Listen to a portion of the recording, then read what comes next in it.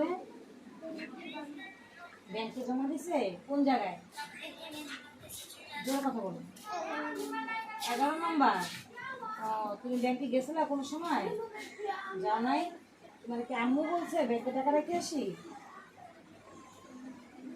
আম্মু বলছিল? কি বলছিল আম্মু?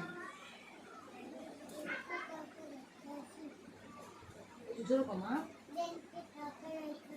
ও যেদিন যাবে সেদিন বলছে যে টাকা রেখে আসি, না? কতটুকুই?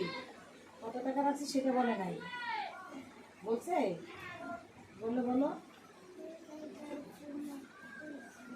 খুলনা যাওয়ার সময় বলছে কি? ও আচ্ছা, ঠিক আছে। কত টাকা রাখি সেটা বলছে?